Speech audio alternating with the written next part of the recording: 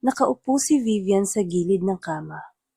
Mahigpit na hawak ang isang lukot na papel. Ang patunay ng pagtataksil ng kanyang asawa. Isang pregnancy test. Hindi kanya, kundi pag-aari ito ng taong lubos niyang pinagkakatiwalaan. Ang kanyang matalik na kaibigan. Nababalot ng bigat ang hangin. Pinipigilan siyang makahinga habang pinakikinggan ang mga mahihinang paliwanag ni Mark. Vivian, I didn't mean, don't you dare, Mark. Mariing sabi niya. Nanginginig ang boses sa pinaghalong galit at sakit. I gave you everything. I've been with you through med school. I endured waiting the long hours of your work, the sleepless nights. And this is how you repay me? With my own best friend? Malalim na buntong hininga ang pinakawalan ni Mark. Dumaan ang kamay sa kanyang gusot na buhok. We didn't mean to. It just happened. Natawa si Vivian, ngunit hindi ito isang masayang tawa, kundi puno ng hinanakit. It just happened? But she's pregnant, Mark. How long have you been lying to me? Masakit. Parang may pumipiga sa kanyang puso. Ngunit hindi siya iiyak. Hindi niya bibigyan ng kasiyahan si Mark na makita siyang bumagsak. Sa halip, itinuon niya ang tingin sa isang sulok ng kwarto, sa maletang matagal nang nakahanda. Matagal na niyang pinag-isipan to, mula pa noong nagsimula siyang magduda. Sa mga late night calls, sa mga mahihinang bulungan sa pagitan ni Mark at ng matalik niyang kaibigan. Ngayon, tapos na ang lahat. I'm leaving, matigas niyang sabi. Nanlaki ang mata ni Mark. Vivian, no! We're done, Mark. Matibay ang kanyang tinig. I'm going back to Davao. Davao. Ang lugar na matagal na niyang naisbalikan. Doon siya lumaki bago siya pumunta ng Amerika para sa kolehiyo. Bago siya mahulog sa isang buhay na inakala niyang magugustuhan niya. Paulit-ulit niyang ipinangakong babalik siya balang araw. Ngunit kinain na siya ng trabaho at ng buhay may asawa. Ngayon, wala na siyang dahilan para manatili. Binuhat niya ang kanyang maleta at dumaan sa tabi ni Mark, na hindi man lang siya nilingon. At sa paglabas niya sa pintuan, isang hindi maipaliwanag na ginhawa ang kanyang naramdaman. Malaya na siya. Pagkababa niya ng eroplano, malalim na nilanghap ni Vivian ang mainit na hangin ng Davao. Sabay ayos sa strap ng kanyang bag, ang lungsod ay sinalubong siya ng pamilyar na gulo ng mga lansangan at ang natatanging amoy ng durian sa paligid. Bumalik siya rito para magsimulang muli, upang takasan ang sakit ng nakaraan at muling hanapin ang kanyang sarili. Sa unang mga araw, nilibot niya ang lungsod. Inalala ang mga lugar na minsan niyang binisita noon. Ngunit hindi pa man siya tuluyang nakakapag-adjust, biglang huminto ang mundo. Dumating ang pandemya at ipinatupad ang lockdown. Napanood niya kung paano lumaganap ang takot at pangamba sa mga tao, kung paano napuno ang mga ospital, at kung paano nagpakasubsob sa trabaho ang mga frontliners upang sagipin ang buhay ng iba. Hindi niya kayang manood lang ng walang ginagawa. Buong determinasyong nag-apply siya bilang COVID nurse sa isang pampublikong ospital sa Davao. Dahil sa kanyang karanasan at dedikasyon, agad siyang tinanggap. Hindi niya alam na ang desisyong ito ang magiging daan upang makilala niya ang isang taong lubos na magpapabago sa kanyang buhay. Pinunasan ni Marie ang pawis sa kanyang noo matapos ang isang mahabang shift sa St. Paul Hospital. Isang araw na naman ang lumipas na may isang bouquet ng bulaklak ang iniwan sa nurse's station para sa kanya. Isa na namang paghanga ang hindi niya pinansin. Naging parte na ng kanyang araw-araw, mga kalalakihan at maging ilang kababaihan ang nagpapahayag ng interes sa kanya. Pinahahalagahan niya ang kanilang kabutihan, ngunit wala ni isa sa kanila ang gumising sa damdamin niya. Wala, maliban kay Kyla. Si Kyla, ang matalik niyang kaibigan, ang nag-iisang taong minahal niya ng totoo, at ang taong tuluyang dumurog sa kanya.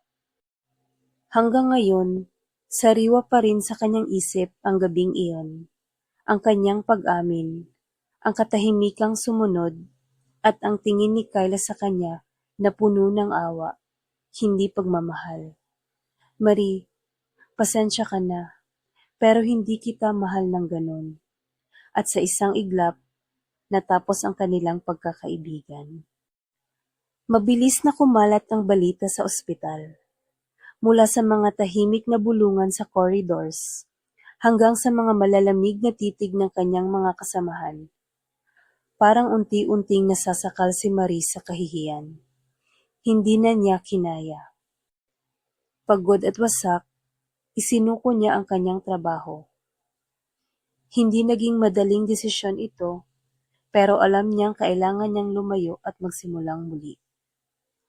At bago pa siya makahanap ng bagong direksyon, biglang nagbago ang mundo. Dumating ang COVID-19. Napuno ang mga ospital, nalugmok sa pagod ang mga doktor at nurse, at tila natigil ang normal na takbo ng buhay sa ilalim ng takot ng pandemya. Ngunit hindi niya kayang tumayo lang sa isang tabi at walang gawin. Sa kabila ng lahat, pagiging nurse pa rin ang kanyang calling. Nag-apply siya sa isang pampublikong ospital malapit sa kanilang bahay, ang parehong ospital kung saan itinalaga si Vivian. Maingay ang conference room, puno ng tensyon habang naghihintay ang mga bagong nurse. Lahat nakasuot ng hospital uniform para sa pagsisimula ng orientation. Nakapwesto si Vivian sa likuran, nakasandal sa pader. Nakapulupot ang mga braso habang tahimik na inoobserbahan ang silid. Ganito na talaga siya, misteryosa, kalmado, may presensyang hindi sinasadya, pero agad na nakakahatak ng pansin. Nakaupo si Marie sa iilang hilera sa unahan, pero agad niyang naramdaman ito. Isang hindi maipaliwanag na puwersang humahatak sa kanya pabalik sa babaeng nasa likuran niya. Pasimple siyang lumingon, at saglit nagtama ang kanilang mga mata. Malalim, hindi mabasa, parang may lihim na tinatago. May kakaiba kay Vivian, karisma, o baka naman ang kumpiyansa niya sa sarili. Tahimik pero matatag. Kahit ano pa man, sapat na ito para saglit na huminto ang paghinga ni Marie. Ngunit agad niyang iwinaksi ang pag-iisip na iyon. Hindi, hindi na naman. Minsan na siyang nagpadala. Minsan na niyang hinayaang umasa ang puso niya. At nauwi lang iyon sa kahihiyan. Natuto na siya. Sa likuran, palihim na nagbubulungan sina Jenny at Kate. Nakikita mo ba yung babae sa harap? Pabulong na tanong ni Jenny. May kilig at kislap sa mga mata. Ang ganda naman niya.